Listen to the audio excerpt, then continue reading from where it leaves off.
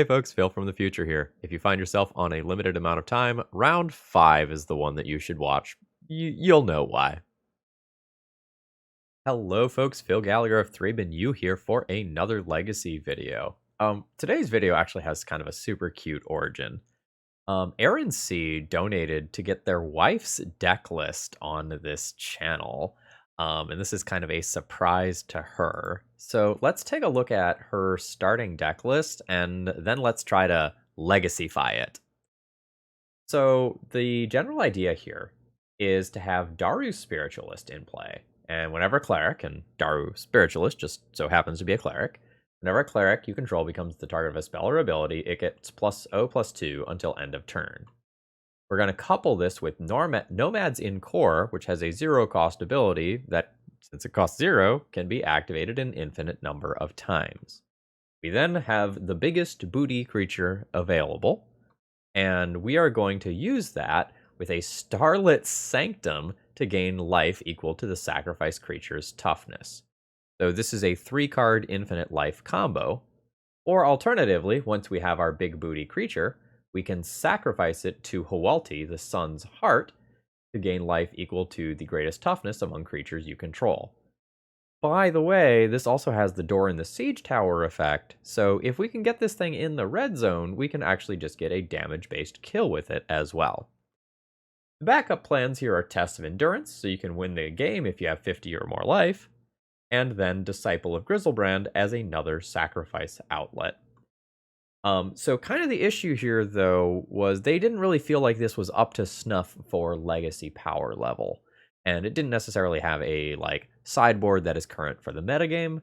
So I've made a first pass at adapting this deck list. And let's take a look at the changes that I'm going to make here. Number 1, I thought we needed a little bit more redundancy. So I have added a Stoneforge Mystic package, which lets us go and get Shuko, which is another thing that just has an equip cost 0 that we can use to kind of make our Daru Spiritualist pop off.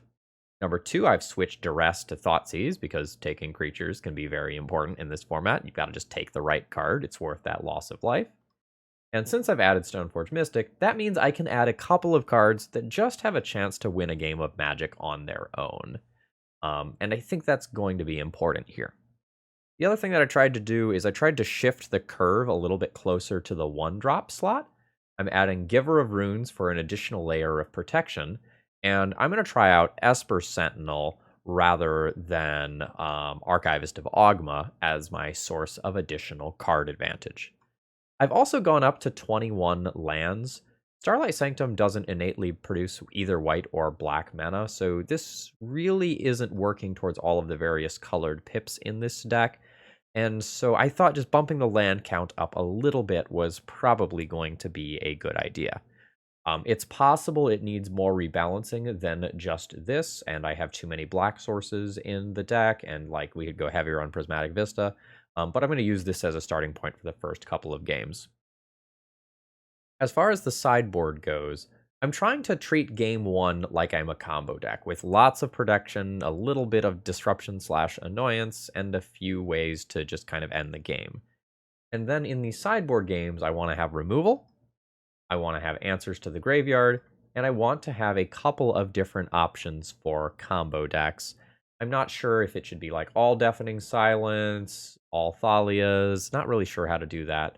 And it's also possible that this deck could become a mono-white deck, or nearly mono-white deck, moving Thalias to the main deck over Thoughtseize, but I kind of like the ability to punch a hole with Thoughtseize if we're going to try to go for an early combo attempt. Yeah, we're going to play our games in the tournament practice room today, because this is totally untested territory, and I expect after playing a couple of games with this, I'll get a better feel for how this is going to play out, and we can make some more changes. If you're new here, please consider subscribing if you like what you see. There's a lot more glorious jank out there. And if you're a regular, please throw me a like before this video begins. It helps out a lot. Here we go, folks. Let's battle. All right. While I don't really have the combo, so to speak, I do have a very reasonable hand. I have multiple protection cards. I have 1/3 of my combo, and I have a Thoughtseize to disrupt. I think this is fine for an opening hand, and we kind of hope that we can draw one piece of the combo, and then tutor for the other half via Recruiter of the Guard. I'm a little nervous that we might be paired against something like Doomsday. And I'm thinking that since my opponent took a double mulligan. Esper Sentinel is an annoying card, but I think I probably just need to go for the Thoughtseize here and see what's going on the other side of the battlefield here. And then next turn I can play like Esper Sentinel and Mom or something like that. Oh, we're playing against High Tide. Is High Tide the take or is it Narset? I think the High Tide is the take. Like, let's force my opponent to Merchant Scroll for another High Tide rather than being able to Merchant Scroll for a turnabout. If I leave them with Narset, like, that is going to draw me cards as well. Alright, so there's the Misty from my opponent. Okay, there's the second fetch, which presumably is going to be that immediate Merchant Scroll. Okay, there we go, and I'm guessing it gets High Tide. Oh, it got Brainstorm. Okay, there's another combo piece. So, let's floop an Esper Sentinel into play. I don't really need to be super worried about disruption spells from my opponent. So I think I just run out Nomad en-Kor rather than one of these two cards. It just makes it easier for me to potentially combo off in some worlds. I am going to want my third land here. Okay, yeah, there's the Narset, so I will get to draw a card off of that. Is fine. And then you can draw a card off of that, which is fine, because I can just attack this down to a point where they don't get to draw another card off of it. A Time Spiral? That could be awkward. I probably attack Narset for 2, so I can finish her off next turn. That's going to be my starting point. Feel pretty comfortable about that. From there, it's a little bit harder. Like, I'm not looking at too much game 1 disruption. It's Stoneforge for Shuko, but the Time Spiral is super awkward. The Time Spiral probably beats me regardless if my opponent does it. And let's lean in here. Okay, Stoneforge has resolved. And we're grabbing Caldra here. We already have kind of the other side of the combo in play. It is possible that I'm supposed to just play this out to attempt a combo off. I think the issue here is that Infinite Life doesn't beat this opponent. That might, if I can assemble the combo. But I think this is a combo be damned situation. Putting in a piece of equipment and hoping to do gross things with it. Opponent is scared of what I'm doing over there. Yeah. Understandable. I am also scared of what I'm doing. Am I going to play around Snapcaster Mage? This goes at my opponent's face 100% of the time. This goes at Narset 100% of the time. I'm not going to play around Snapcaster Mage. I'm just going to go ahead and send these in and maximize my damage. I'm, like, very scared. Yeah, that's fine. They don't have to pay the tax because of Narset, which is why they're doing the Brainstorm with this timing. And let's see if everything works. It seems like everything is going to work. It's fantastic. I'll be passing the turn here. We've missed 2 land drops now. I might not have added enough land to the deck. Like, I was adding 2 as a starting point. We're going to have to keep an eye on this, though. Okay. There's another one. So I have 5, 6, 7, 8 damage. Almost certainly lethal next turn. I think I'm going to start by turning all of these sideways. Send it on in there. And I'm going to do a play that I think actually is going to look really weird. So I almost certainly have lethal next turn, unless this gets bounced, but that requires probably multiple spells from my opponent in all likelihood, like a wish into a bounce spell. And I think I'm just going to cycle this looking for a Thoughtseize. I've got 3 of them remaining in the deck, and it would be a very powerful draw here. All right, I did not hit. That's fine. And I'll just kind of round this out by playing a protection spell for next turn. It's possible instead that I'm just supposed to play out 2 different 1-power creatures so that even if my Germ token... Ooh, that's very good. So that even if my germ token goes down, I still have the possibility to present lethal.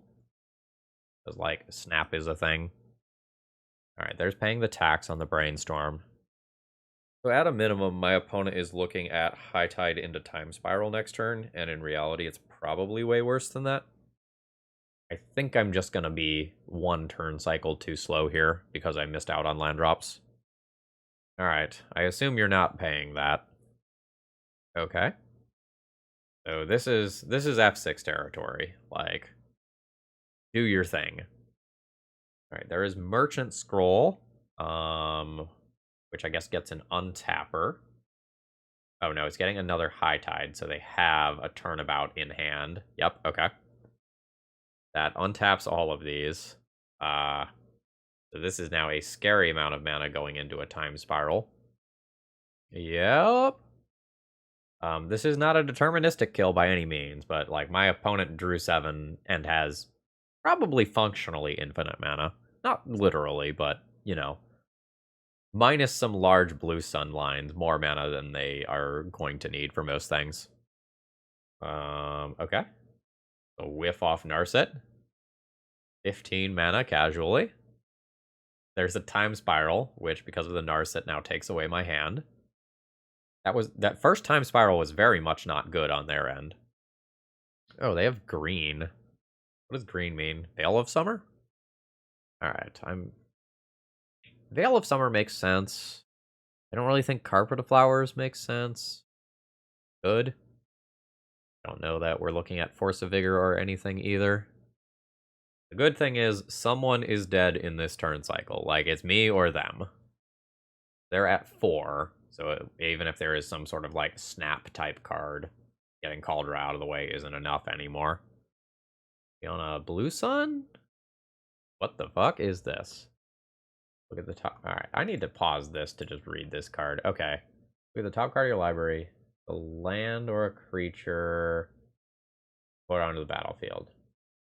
Untap up to 2 target lands you control. They become 5/5 elemental creature tokens, flying and haste until end of turn. Wild. Okay. Omniscient one, like, you're on the Spiceometer. Keep it up. There's 31 mana. Solve the equation. This can search for another Time Spiral, yeah. Oh, it's a Cunning Wish, sure. Or a Blue Sun, reasonable. So they can take a decently large Blue Sun while leaving them enough mana to play a couple of spells into a Time Spiral. This is some peak High Tide stuff right here. The Ponder shuffles, giving me some fraction of hope. But again, like, there's another Time Spiral here. So I'm not hopeful. What was that? A Noxious Revival targeting the Solve the Equation. Reasonable. Alright, there's some cute stuff in here. I don't know if cute good or cute bad yet, but there's some cute stuff in here. What is this Cunning Wish going to do? Brain Freeze at Storm 23. So 23 times 3 is 60 or more. I will concede rather than show my opponent my deck. GG's. Impressive showing. Decent showing from my deck, in all honesty. Like, I think I win that one if I hit one more land drop. Again, we'll reevaluate that 21 number in a minute. I was kind of counting Esper Sentinel as like a partial land, assuming that I draw cards off of it a decent portion of the time. Deafening Silence is in. Thalia is in. Leylines have text, but probably aren't good enough. I'm not super into Batterskull here. Although, honestly, like, my Lifegain combo just doesn't do stuff versus High Tide. So, like, gaining the infinite life via, like, Starlit Sanctum or Disciple of Griselbrand doesn't get me to where I need to go, so that actually might mean that Batterskull stays in the deck. Like, this is fine as a finisher, because I can, like, create the infinite size creature and then get in the red zone, but I don't know about some of the other stuff. The protection is not super relevant here. My opponent can have some bounce spells, but they may instead rely on things like Trust Down. I can probably cut some number of Givers, or I could cut a Batterskull. But I don't really mind the pieces of equipment here. Like, I'm probably much more likely to win this game with a Cauldra backed by a discard or other hate spell than I am some other things. I will keep this. Now that I know that I'm playing against High Tide, though, I think I lead on Esper Sentinel and save the Thoughtseize for a couple of turns down the line. Alright. So let's attempt to get this card draw online. If opponent plays around it, like, that's a huge win for me in terms of tempo, and I'm good with it. Very nice. Recruiter of the Guard represents, like, combo piece number 2 of 3. So that's totally respectable. I also don't know that I need the Thoughtseize yet. Like, my opponent could just brainstorm here. I think I'm just gonna chill on this. Like, maybe I get punished by not being able to Recruiter next turn. But I don't just, like, super want my opponent to just play out a brainstorm, hide their best cards, and my Thoughtseize has minimal impact. Like, if they tap out for a Ponder playing the tax next turn, I would much rather Thoughtseize after that. High Tide is incredibly unlikely to go off until they get to 4 lands. It's possible, but it's real tough. Ooh, I like that. This is going to be Thoughtseize into Deafening Silence, which is a pretty good 1-2 punch. And after that, we can look at recruitering for an actual win condition. Again, I don't really expect this Thoughtseize to take the important cards right now. I'm just looking for my opponent to, like, brainstorm and then just check and see if they have Force of Will. Okay, yeah, there is a brainstorm. Presumably paying the tax. Stifle. So, Stifle can be annoying for this Recruiter of the Guard that I have in my hand. I can also just take my opponent's Predict so that they can't get a draw to. I don't really hate that, honestly, because my opponent, like, knows the top 2 cards with Brainstorm. I'll just take the Predict and play out the Deafening Silence. We have officially gotten the oh no in chat. Thank you, sideboard cards. If there was only one Cunning Wish, I probably would have taken a Cunning Wish to better play around my opponent getting bounce spells. Oh, and I should mark off an island. Alright, cool. Oh, baby. I like that. That's better than just recruitering and working towards a combo. Again, we're not super expecting the combo to be good here, because, like, the life gain is not relevant.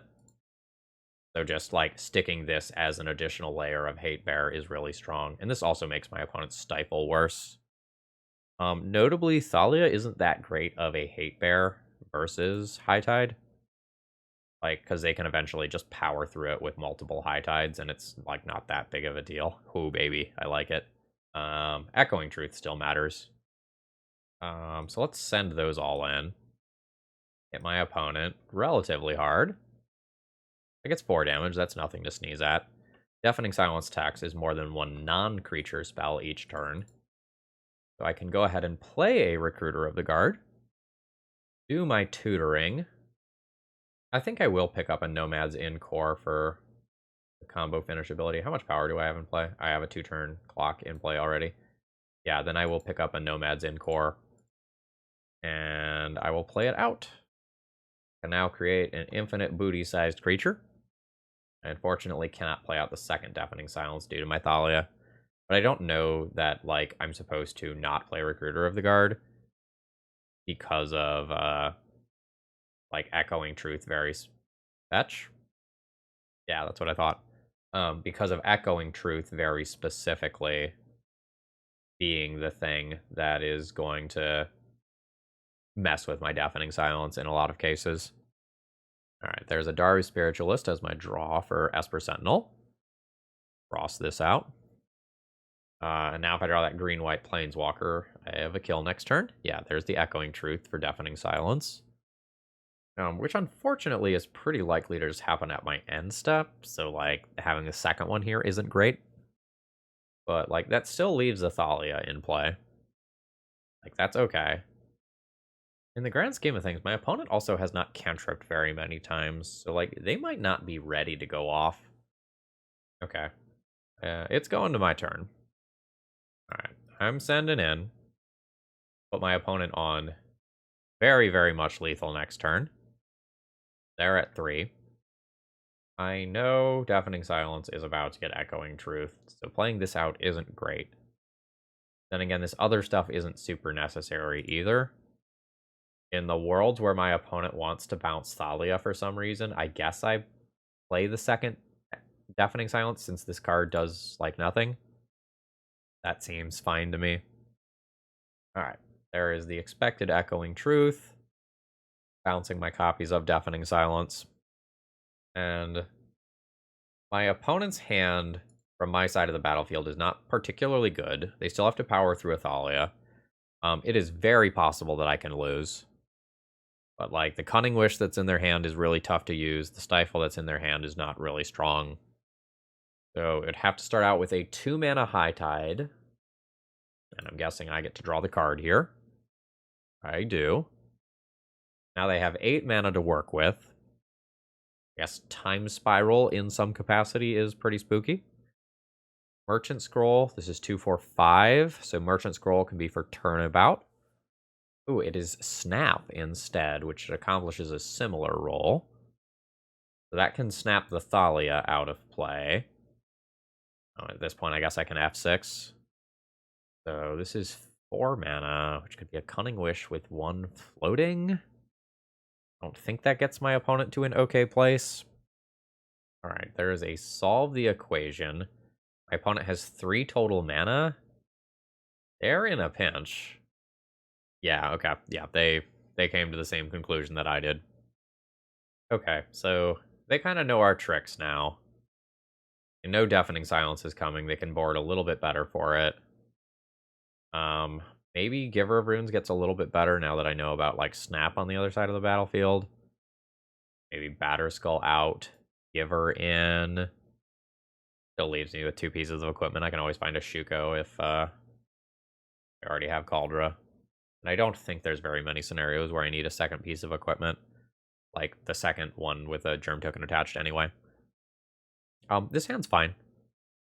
Like, this is just a Death and Taxes hand. That's what this is. This is into Thalia into Stoneforge. Although, like, we'll have to decide whether Stoneforge gets Caldra or Shuko. Again, the infinite life is bad in this matchup. So, like, while normally we would have all of the pieces of our combo, like, we just don't here. Well, like, we have all the pieces of the combo, but, like, this specific combo doesn't work here. And that might just be one of the things that makes this deck, like, not super viable, is the fact that, like, infinite life doesn't actually win games of Magic.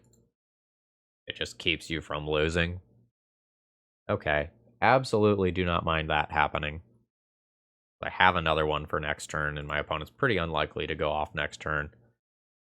I'm totally willing to attack with the Mom here. Like, if Mom gets snapped, like, Mom gets snapped, like, so be it. But the margins on these games have been tight enough that I'm going to try to get every point of damage that I can. The current plan is Thalia into Stoneforge, unless we draw something that makes it so that, like, that changes. Ooh, that's good. I need to buy time, but, like, Daru Spiritualist does work from here. I'll just pass. Mom needs to protect Thalia. There are worlds where my opponent can just, like, dress down or something like that, so, like, that's something that I need to be aware of too. But otherwise, hopefully I've bought the time that I need. Again, tight on mana. I'm probably going to add a land or 2 to the deck in between rounds here. Let's crash in for my 2. Drop my opponent to 15. And now I kind of have to make a choice. Stoneforge for Shuko, plus Daru Spiritualist, plus casting this card is just so much mana right now.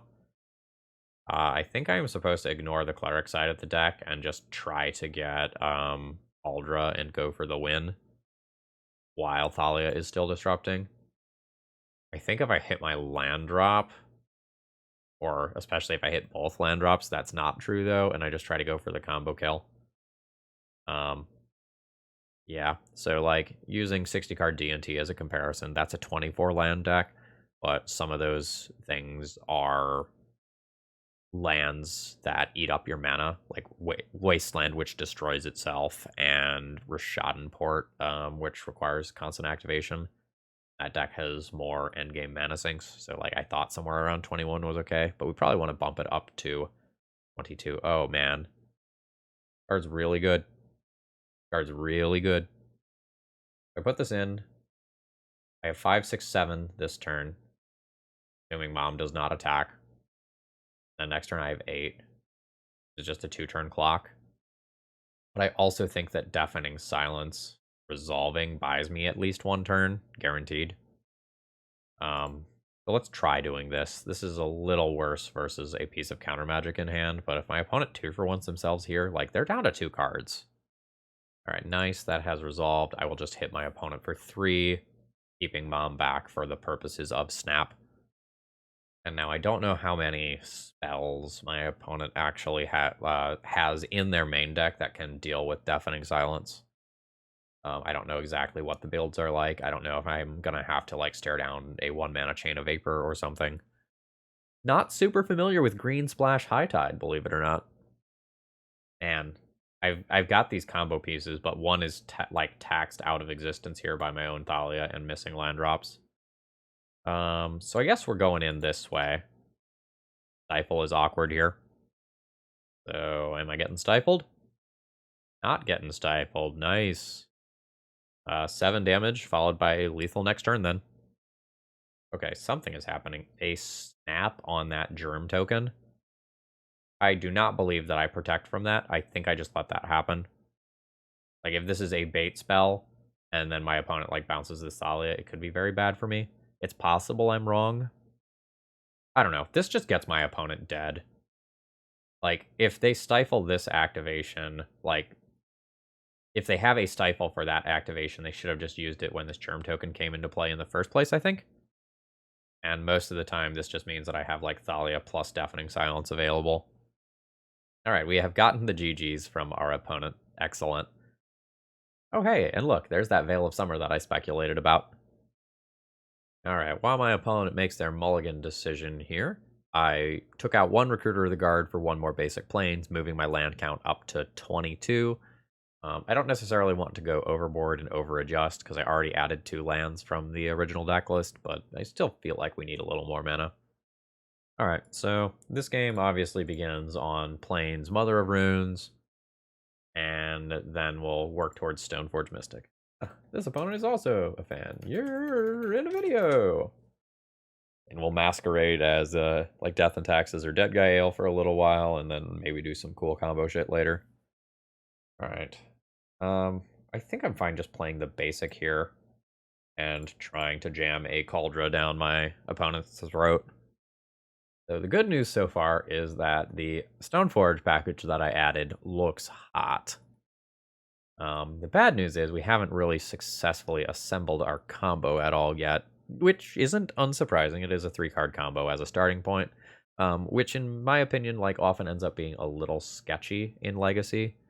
Like, a lot of the combos are really 2-card combos, like Show and Tell plus Emrakul, you know, Creature in Graveyard plus Reanimate or something like that. And, like, sometimes you can finesse this a little bit, but, like, you're really looking to assemble 2 things and then kill your opponent. And the more moving parts... Oh. Oh. Oh? So are we playing against, like, Oh no, I don't remember the name of the card. I remember it's art. The, like, red portal-looking card. That loops permanents out of play and lets you get different stuff from your deck. I don't remember what it's actually called. I'm going to take a little bit of a risk here, I think. I think I'm supposed to attack in with both of these. Because every point of damage matters if my opponent is randomly going to get, like, some Omnath type stuff in play. So let's fire this in. Glimpse of Tomorrow. That's it. Glimpse of Tomorrow. I'm kind of expecting a Cascade spell to happen at some point. But I don't necessarily know when. This time around, I think I'm just going to attack with these 2. Violent Outburst, I guess, is instant speed. Like, that's something that could happen that makes me want to have this other creature held back. Alright, opponent's at 6. And I'll play out 2 lowly 1/1 creatures. Getting a response? Yeah, I didn't think so. Then I will play a Disciple of Grizzlebrand. And we are presenting lethal on board with protection. Okay, yeah, Violent Outburst is happening. So, this goes until Glimpse of Tomorrow happens. So my opponent gets 5 new permanents out of their deck. Or, well, I guess more accurately, they reveal the top 5 and they get all of the permanents. There's a couple of things that won't actually enter play. Ooh, kind of annoying. It's like these creatures are small, so a single Mother of Runes activation doesn't save everything. Oh shit! My man Daru Spiritualist! Getting that big booty. This is 2 damage to Stoneforge, 2 damage to Spiritualist. Do I save Stoneforge? The red removal that's in my opponent's deck probably doesn't answer a 5/5. Yeah, I'm okay with that then. Alright, per red. Daru Spiritualist's ability coming in clutch. Okay. There's more. I guess they could do that thing again, right? Like, that's very possible. Okay, they have white as well. I don't really know what the white's for. Oh no, it's Omnoth. I already figured that out. Light Splash. Okay. These aren't cast, right? These are just put into play. Yes, put onto the battlefield. So, what do? My opponent's combo deck is faster than my combo deck, which means, like, I want to try to be disruptive. But, like, Deafening Silence isn't great if my opponent is going to, like, Shardless Agent. But I guess it does stop Violent Outburst into the other thing, so, like, I play it. I think Infinite Life does beat this opponent, though. So that's good news. Let's get these 4 disruptive cards in. I'm not sure if Swords of Plowshares is actually good enough. Like, my opponent has some stuff that can get in the way, but I just don't feel great about it. I don't know that I want to cut the combo. Maybe cut, like, Giver here. Keep the thing that maybe draws me cards. Keep the Disruption. Keep the full Stoneforge Mystic package. Not 100% sure, though. Still kind of feeling out this deck and what it can do. Ooh, the dreaded double swamp opener when there's exactly 2 of those in the deck. That's no good, unfortunately. That has to be a mulligan. This hand would have been very good if this was a basic plains. Maybe I can't afford to play 2 swamps and one of these becomes a Prismatic Vista. Whereas this hand is quite good. I'm going to keep this, and then one of these 2 cards goes back. I just don't know which one. I'm gonna say Mom here. Mom would give me something to play with the Thoughtseize on turn 2. But that card feels relatively replaceable to me. Let's get in here with the Thoughtseize. Imperial Recruiter. Is Imperial Recruiter just getting... Yeah, Imperial Recruiter just finds, like, Shardless Agent. That's pretty cute. Fury is kind of a pain in the butt. I'm just going to try to keep my opponent from comboing off, though. Maybe force them into situations where they have to 2-for-1 themselves with Fury for some anemic card like this. Alright, Tarn is out. What did my opponent draw? Ah, right. The suspend mode. That's awkward for me. I forgot about that. I'm not going to lie to you, chat. Alright, let's do this. I will take the Imperial Recruiter. This kind of left my opponent's hand in bad shape. And if this Glimpse ends up being bad, I'm totally fine. Like, my opponent does not have the 2 green to cast an Endurance, for example. Oh. That's a hell of a top deck. Okay. So once again, I found myself stuck on mana. There's no bueno. Am I supposed to just play this out? Opponent top decks a green land, they can play Endurance. Let's play this out in the hopes of actually working towards my own combo. Like, I would be totally fine with my opponent 2-for-1ing themselves to get rid of a Daru Spiritualist. Okay, there is a recruiter. Opponent's deck idea is cool. Okay, yeah, there's the Shardless Agent that I was suspecting. Alright. Fury is really awkward for me. I think I want to get Nomads here. That way, if I draw a land, I can just play Nomads into this thing and gain infinite life. It's possible the Thoughtseize is more important, because like this can just represent glimpsing another time. But I think I have to actually try to go for the win here. Because I think I can beat this first glimpse a decent portion of the time. But I don't think I beat the second one very consistently. I don't know, maybe that same logic I'm supposed to take Shardless Agent.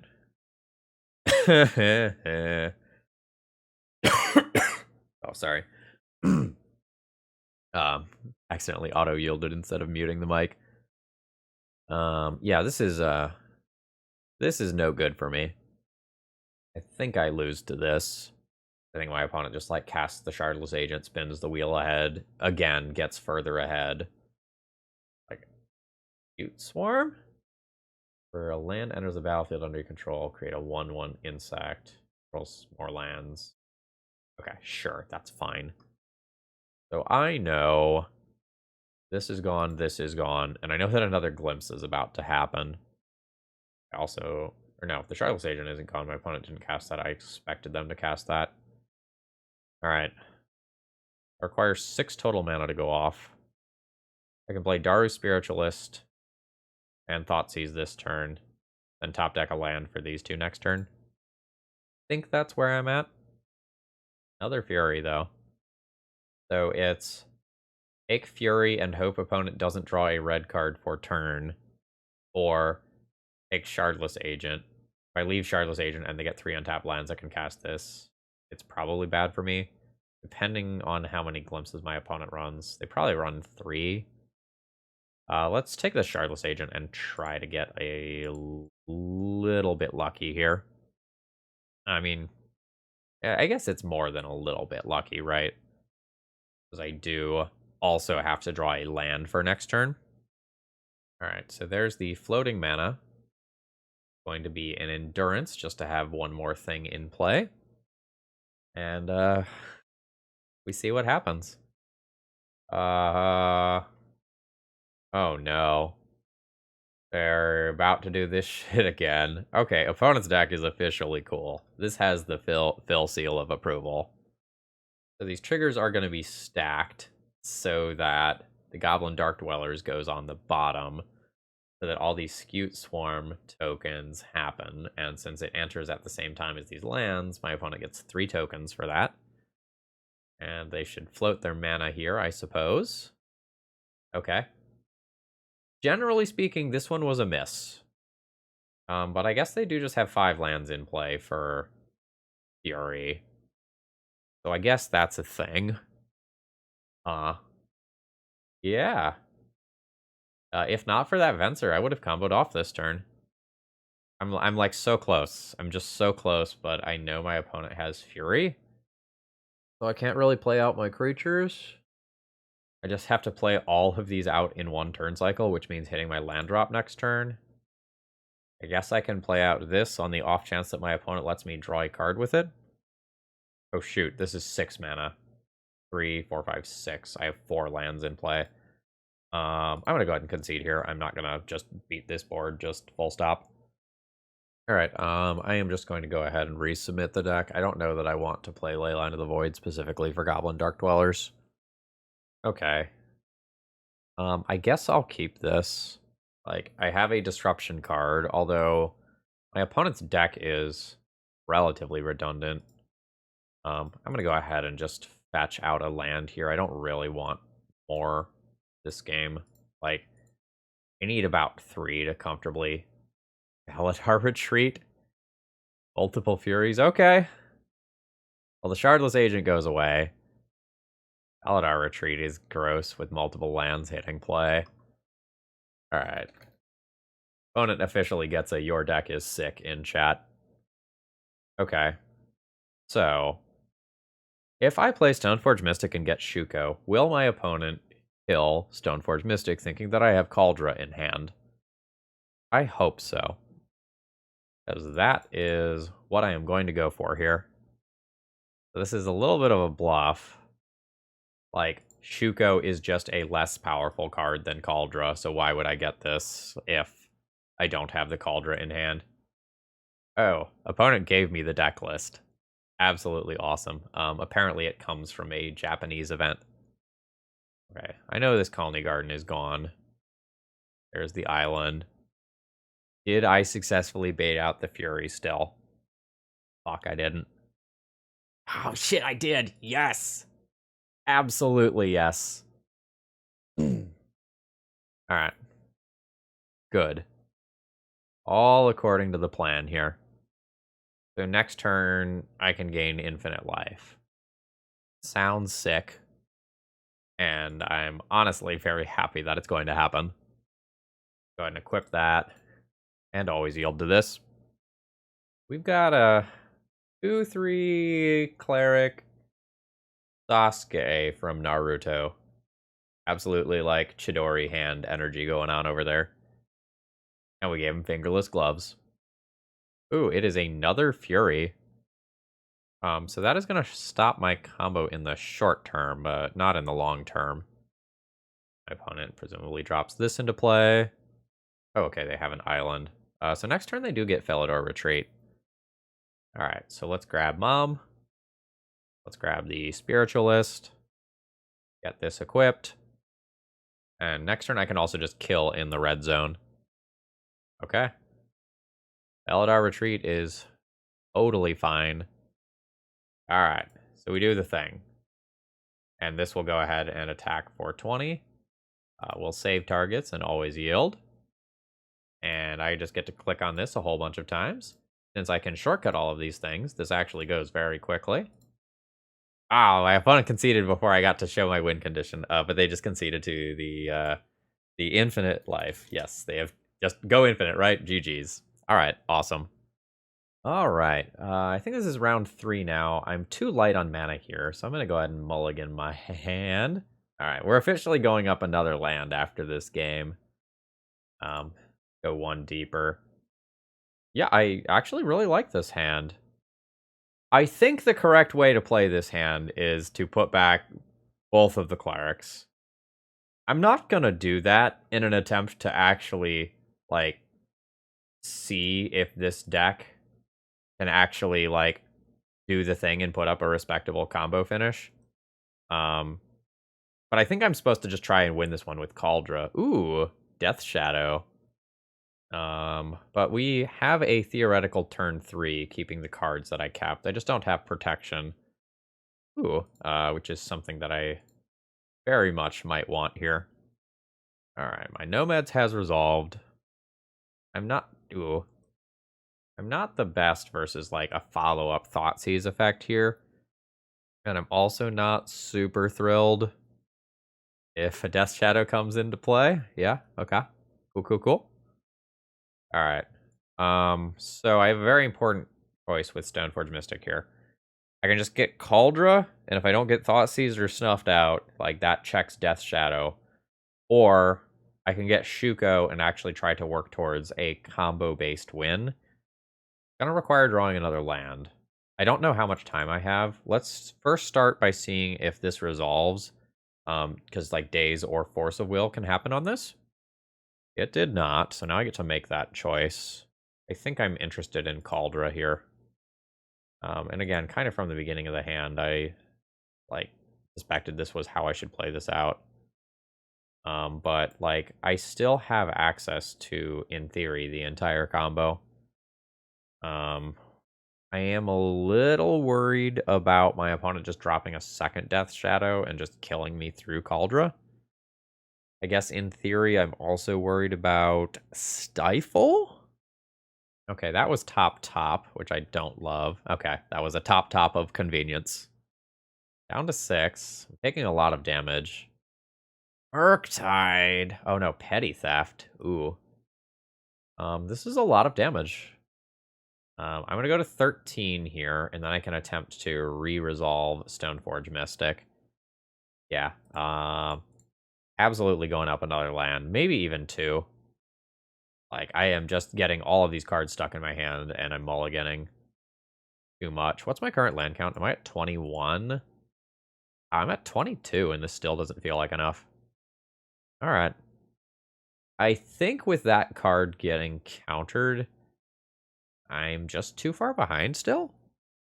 Like, I don't know. I can maybe draw 2 1-drops and then get an active Giver of Runes or something. Oh, Brazen Borrower is also about to happen. Alright, I'm going to go ahead and concede here and not give away more information. Alright, so I would like Swords to Plowshares here. I want to get a little more interactive. And I might just play this as a Death Toucher, but I'm having trouble getting to 3 mana consistently, so like maybe that's not right. I don't want to give up any of the Givers or the Mothers here. I don't really want to give up the Esper Sentinels. Maybe this is not a Thoughtseize matchup. I don't really want to lose life here. The good news is an infinite life loop, I think beats my opponent 100% of the time. Nope. Absolutely not. All right. All right. Yeah, I'm keeping on 5. Yeah, the double mold of 5. Yeah. Deck list is a work in progress. So let's just keep these protection cards and my mana, and then hope that I can do something from there. Opponent respects the struggle of deck building. Thank you. I need the respect right now. We'll see where this hand can go. Like, these sorts of cards are very strong against this deck. Like, my opponent will need like a Snuff Out or a Fatal Push on turn 1. Otherwise, I just kind of protect this stuff forever. That's a good Thoughtseize. Now, please don't snuff me out. Alright, we dodged Snuff Out, which is nice. Oh my gosh, that is the best possible draw in my deck, unquestionably. Damn it. Alright, we tried. I don't think I attack. I don't want to lower my opponent's life total to below 13. Just, like, not super interested in that right now. I need to prolong the game until I can probably draw multiple cards, unless I top another Stoneforge Mystic or Recruiter. No shuffle off Ponder. That's not a great draw. I'm going to go ahead and just rip through that immediately, in hopes of drawing, like, a 1-drop that I can play. Alright, 1 piece of combo found. Wasteland's good. Not insane, just good. Like, I have another Scrub to play. It will keep Dazes live for longer. I think I'm just interested in playing out another one of these. It'll be bad against, like, a random Plague Engineer or something, but otherwise, like, multiple moms backing anything is incredibly strong. Okay, so this will put my opponent to 13. We are getting into Death Shadow. Oh, no. Just another Underground Sea. Okay, Hymn to Turok is a 1-for-1. That's fine. It takes away a combo piece, which I don't like, but, like, I've got multiple moms. Alright. I have a Cleric. I guess? I'm not even sure if that's right. Yeah. Ponder is fine. No shuffle. Into a fetch land. Alright, this is not what I'm looking for. I don't know if I want to attack with multiple creatures. Let's go no. I can't tell you why. Just pure vibe check feels like a bad idea to me. And we're chilling. We're on a pretty reasonable mix of lands and spells this game. Oh, fuck. Steven. Oh, no.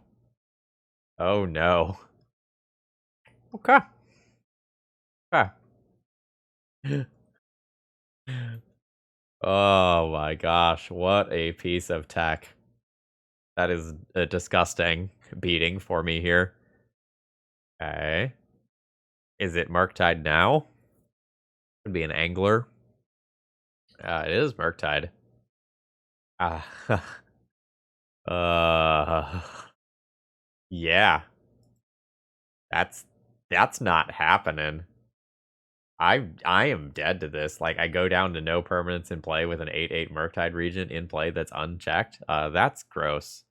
Let's maybe go back to the drawing board and see if I can improve this. GG's. All right, we're back for kind of the mid-league deck tech round 2. The changes that I've made are minimal. I've gone up another Prismatic Vista and down the other Swamp. There shouldn't be any circumstances where I really need double basic Swamp, and since I already have a bunch of things that don't produce white, I really don't want to push it. Rather than add a 23rd land, I'm going to try a Chrome Mox. This potentially allows me to play double 1-drop in some hands and accelerate towards my combo finish in a way that Dark Ritual might do if this deck was in more black. I'm also going to try dropping Recruiter of the Guard for Dark Confidant. I'm just like not consistently getting to my higher mana plays, and like since I also have things like activating Stoneforge Mystic in here or trying to like play multiple 1-drops, I think Bob just works pretty well. Like it doesn't exactly let me assemble like the entire combo, but it's an objectively more powerful card and can be played on less mana, helping me get to more land drops. So we're gonna see how that feels. And then I made one sideboard change. I went up to the 3rd copy of Deafening Silence, rationalizing that while Jitte is super cool, my creatures aren't really winning in combat anyway, so I don't think that's as good as I initially thought it might be. Let's jump back into the queue and see if we can put some W's on the board and do a couple more infinite combo shenanigans. I have been met with a terrible fate. This is a 3-land hand that has double Bob, but not quite the ability to cast the Bobs. I think I still keep this. Like, I think the initial Stoneforge is threatening enough, and like I have enough raw lands to play most of the cards in my deck. Most of the cards, with the exceptions of like 1 remaining Bob and 4 Thoughtseizes, can be played off of the lands that I do have. I think I'm just okay with this. We could be looking at 8 cast here. That's kind of the assumption that I will go off of for these first couple of turns. This Force of Will pitching Thought Monitor. All right, so my assumption is correct. My Planeswalker is not currently looking great. It is castable, and it's got a decent amount of loyalty. If it takes some small hits, that's not the end of the world. Alice is a little annoying here. I don't know exactly how many it is, but I've got like 16 or 21 drops. Awkward. All right, we might be hard casting a Batterskull this game. And I'm not super great at actually answering a Chalice, am I? Yeah, I'm not. Okay, how many 1-drops is it? How bad is this? 21. Okay. NBD. How bad is this gonna be? Definitely not great for me. So my 1-drops are off. My opponent is gonna vomit Thopters that are gonna pressure this thing. Potentially? I don't know. They might just ignore it. We'll kind of see where they are at in terms of threat evaluation. Okay. Well, hopefully I just draw a land next turn, hardcast a Batterskull, gain a whole bunch of life, and drag the game on until Cauldron happens. Unfortunately, right now it looks like I have a bunch of 1-drops in hand, so like my opponent might mulligan towards a Chalice hand next time around as well. Oh, I'm about to get Kappa Cannoneered. Alright. So, if you haven't seen this before, this is pretty gross, right? So, Kappa Cannoneer like gives itself a counter, and now every time my opponent casts an artifact, they're going to get a Thopter from Sai, which triggers Kappa Cannoneer, plus the trigger from that artifact itself. And that will spiral out of control relatively quickly. Okay. So, I do get a Batterskull. Batterskull, unfortunately, is not better than this Turtle Warrior. This is a -3. I'm fine doing that. Like, I will just take 4 life here out of my Planeswalker. So this gained me, what, 4, 5, 6 from the attack, and will probably gain me a total of 8-ish life. That's not bad. What are we paying this cost for? Is this an Otawara? A Chalice on X is 2. Just in case the first one wasn't brutal enough for everyone involved. Yeah, and like notice how quickly this card is scaling up. A little tough for me, I'm not gonna lie. Alright. So I take some damage. I can't block any of this. My planeswalker dies. I go to 16. Well, we're gonna curve out into Cauldron on turn 7 in all likelihood, given how this game is going. So I've got that going for me. Alright, Batterskull crashes in, killing one Thopter. Oh? Okay, they're gonna sacrifice the Thopter so I don't gain the life. That's cute. Absolutely. Good line. I think that's worth that. Bob is not happening. I pass the turn. I guess there's some crazy worlds involving thought monitors where I could die this turn, but I think that's somewhat unlikely. Yeah.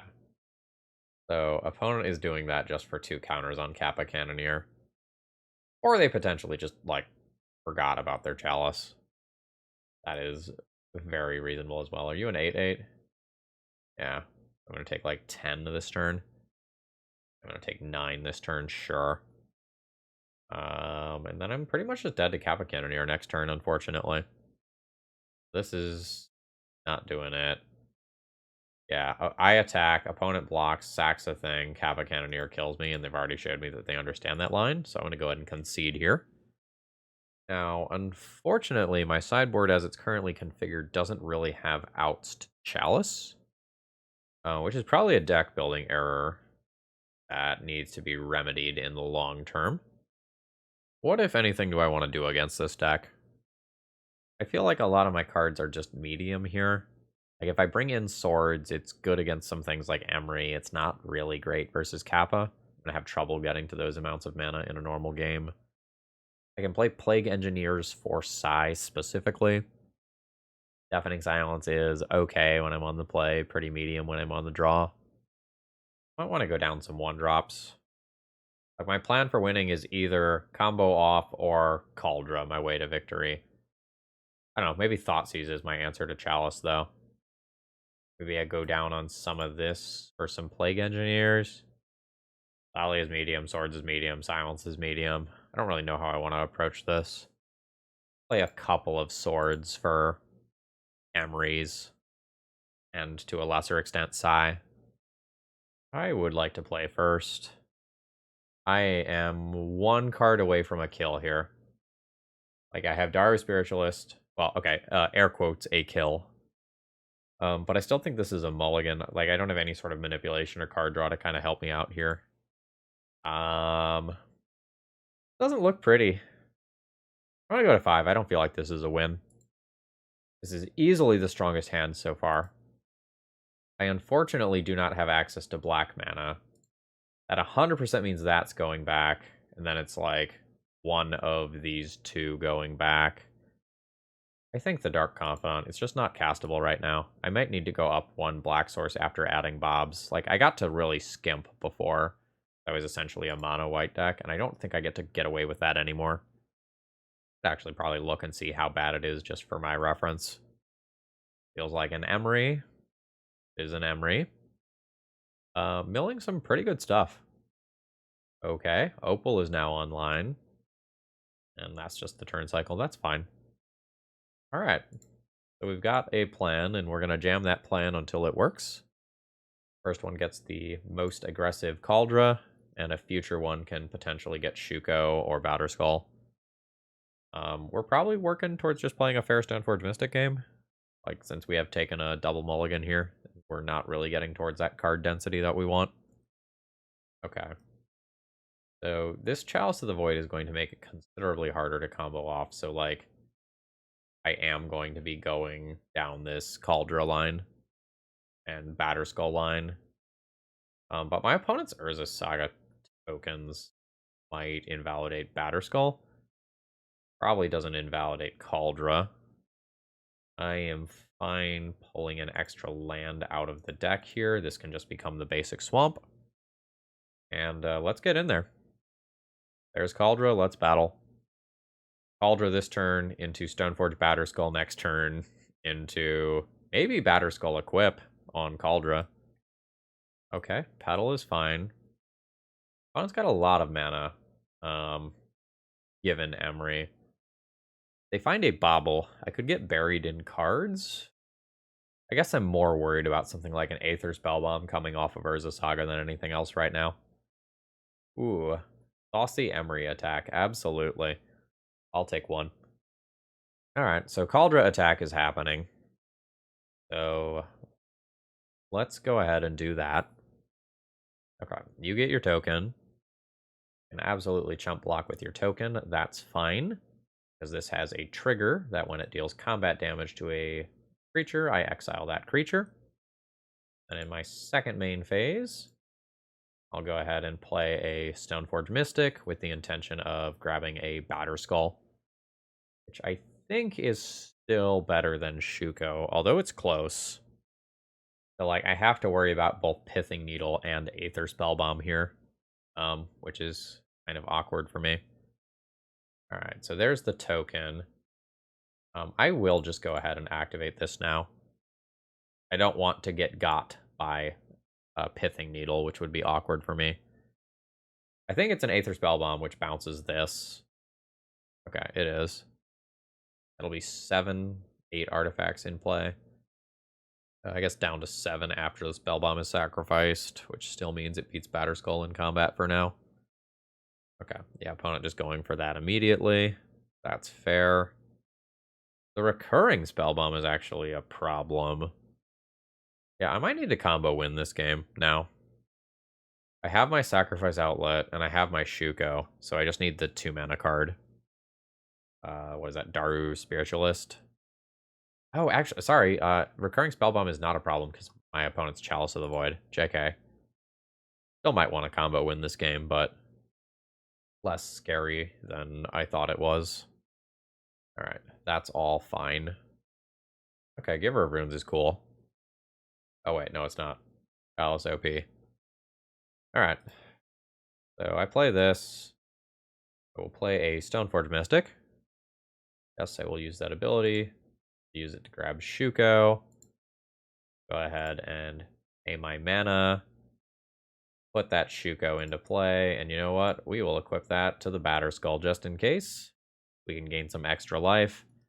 And we might end up playing like a Batterskull block bounce or a Batterskull attack sort of game. I am at 5 mana towards just re-equipping Kaldra. Ooh, okay. My opponent has picked up a flyer. That's pretty cool for them.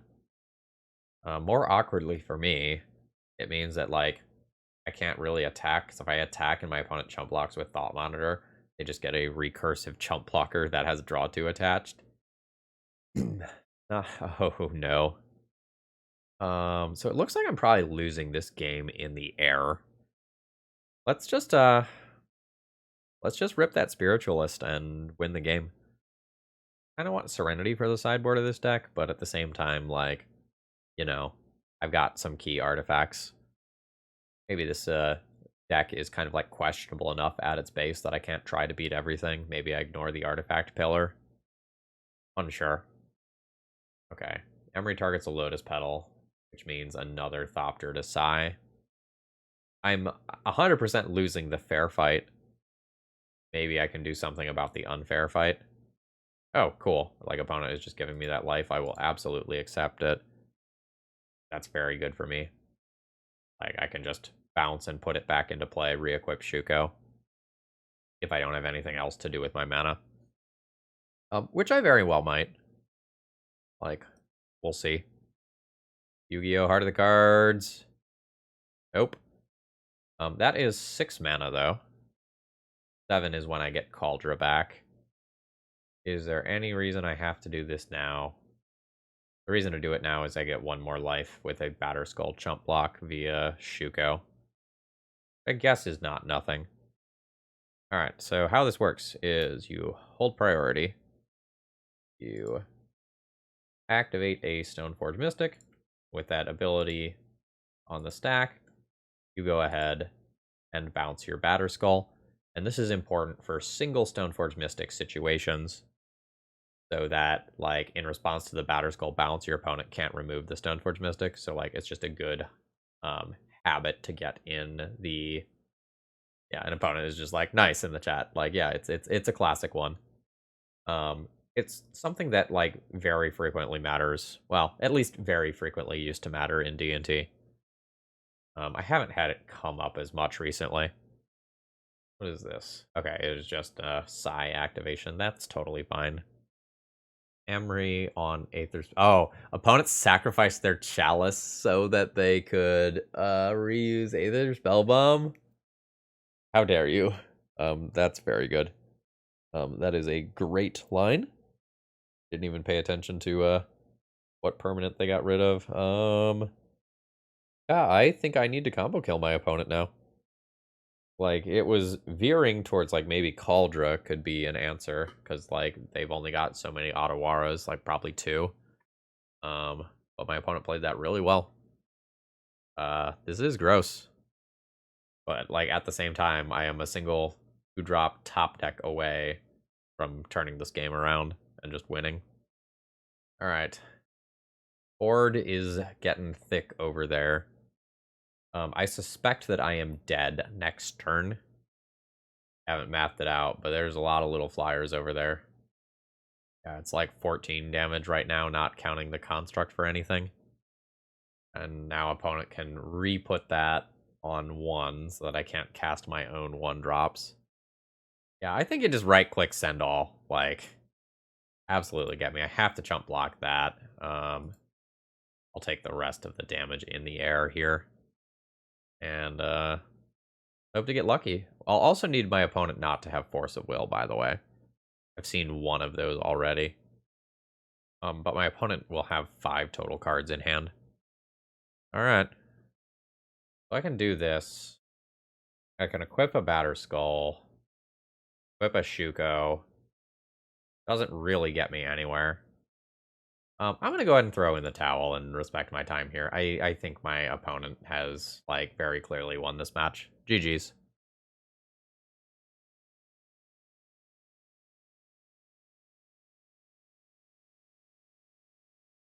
Hey folks, I hope you're enjoying the delicious jank. If this inspires you to try out Magic Online for the first time, please consider using Cardhoarder's loan services. I have a referral code where on your first purchase with them, if you spend $10 or more, you get $1 for free and I get $2 for free. And all in all, that sounds like pretty good value. Also, don't forget to like the video, it helps out a lot. Back to the matches. Alright, final round here. I will be keeping my hand. We'll need a Shuko or a Nomads en-Kor, but we have 2 different ways to have a payoff for going infinite, and I have something that will maybe draw me some cards. I think I'll start this off on Marsh Flats or a basic Plains and do an Esper Sentinel. Esper Sentinel has not managed to draw very many cards yet. Maybe this is a dream that I should give up on. Oh, we Chalicing? Ooh, that might be worse for me. Oh? Show and tell? Oh, shit. Oh, no. Esper Sentinel, you have betrayed me. This is 6 mana. We could be facing down, like, a Chandra Awakened Inferno right now. Uh-huh. 8 mana. Yeah. Okay. Sure, that's fine. No big deal. No big deal. It's a big deal. Is it, though? I guess I can play out Daru Spiritualist, and if my opponent doesn't kill it, next turn I play Nomads en-Kor and a land drop and go infinite. Yeah. I think I have to play Silent Clearing so I don't show this land, which is awkward. It's also awkward to, like, play out another creature into an onboard ability. Yeah, I'm just bashing you. I'm never ever killing that thing. It has a gazillion loyalty. Alright, sure. Damn it. That's so bad for me. Now I can't do this whole combo off in 1 turn thing. Alright, can this hit planeswalkers in any capacity? Yes. Fuck. Okay. So I guess I'm doing this. I just continue to attack you. And then if my opponent board wipes, I just activate on Daru Spiritualist a gazillion times and save it. Okay. I do this, and this thing happens, I guess. I'll always yield to that. Give it a cool 19 loyalty. That seems like enough. Okay, so that means that both of these did survive. So that's actually good. That means I win, right? Yeah, I think that means I win. So I go... Yeah, I just go Planeswalker, and then activate this ability a whole bunch of times. And this deals damage based on toughness. Yeah! Yes! We did the thing. What a strange game. Did not expect to win versus Chandra Awakened Inferno. That was cool. Huh.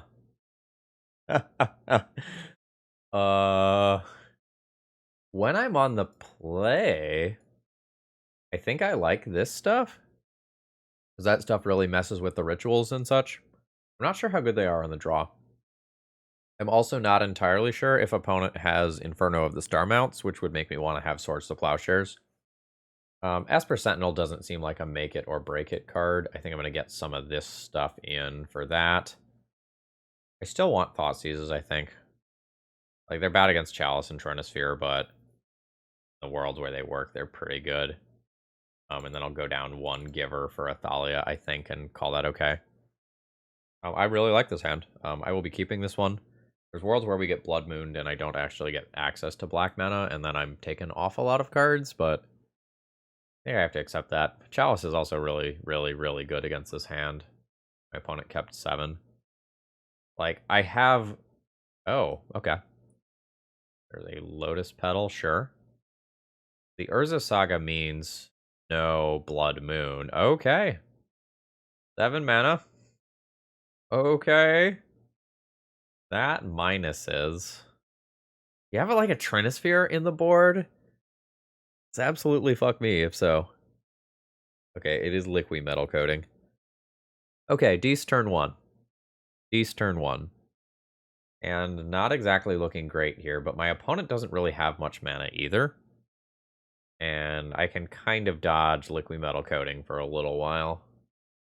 I don't think this is quite as bad as it looks. It's just like regular bad. I don't get to mess with my opponent's hand. Oh shit, they can just do that. Or no, I just don't respond to that until end of turn. Yeah, that's fine. Yeah, it just refreshes. Alright, they were just trying to get in my head. I respect it. Trying to force the fetch so that they can just blow it up. So now I fetch. This can get me a plains. The next one can get me a swamp.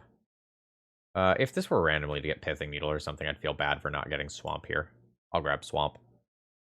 God, they did have Ancient Tomb as well. Okay. Damn it. Too much. Absolutely too much. Man, that is... they've had some nuts openers over there. Now I know about Urza Saga, which makes me care about Swords to Plowshares. I don't know. Like, maybe Thoughtseize just punches a hole in this deck hard enough that it's fine. I could see cutting some Givers to play some Swords, though, or play Esper Sentinels on the play. Now, let's submit as is. I want to keep my creature density high. Just because Wills are slightly worse on the draw. This is a keep. This has to get Scrubland, though, which I don't like. So let's go ahead and fetch here. Grab Scrubland. Grab Deafening Silence. We know they have Urza Saga, though, so, like, Blood Moon doesn't really make sense. And I've made all their artifact mana and ritual mana significantly worse. We're hoping to probably just ride a Stoneforge to victory here. Okay, they have Bloodstained Mire. Maybe they are the Nethervoid Stompy deck list that I played. Like, I thought they were mono red. Alright, let's go towards murder. Murder seems pretty good here in the form of Caldra. And next turn I can play Caldra and like get one of these 2 1-drops into play. Okay, yeah, they are the Nether Void Stompy deck list. Well, shit. That's pretty good. I mean, it can be Bob into Giver of Runes next turn now. Like, that's strong. Yeah, and I am just going to grab a basic Plains, just in case I'm kind of wrong about card evaluation in some capacity. And again, just as a reminder, Deafening Silence is more than 1 non-creature spell each turn. All right, we could be looking at 4 drops like Karn, or 5 drops? Or 6 drops? Double Spirit Guide? Ramacon, what the fuck? Those draws... Oh, wait. Is my opponent dead? No. But they're dead next turn. Play Daru Spiritualist and Nomads en-Kor. They protect each other from this red removal. And then I Starlit Sanctum, which my opponent, I think, can't beat. Well, I guess they have Karn shit. Alright, there's a Spiritualist. There's the Nomads en-Kor. So at any point, I can gain infinite life. Okay, yeah, so they now know what's up, so they've given me the emblem. Okay. Life's tough. Alright, I take 1. Scrubland happens. Am I attacking my opponent? Probably. And just, I have instant speed, gain infinite life. I don't necessarily want to kill these creatures until I have to.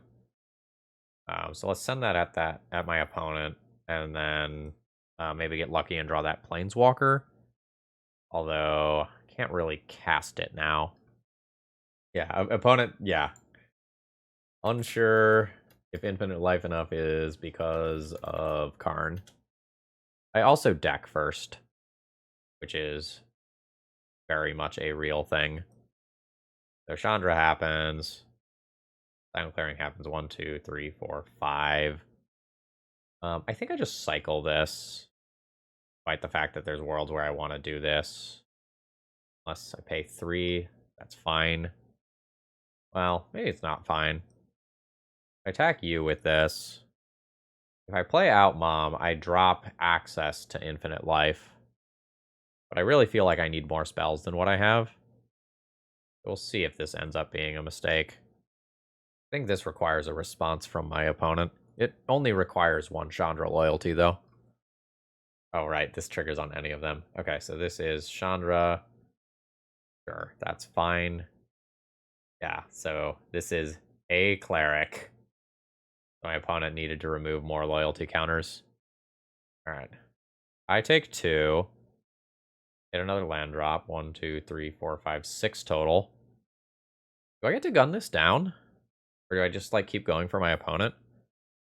Like, I'm successfully racing my opponent's life total right now. Yeah, I guess get him. This is weird.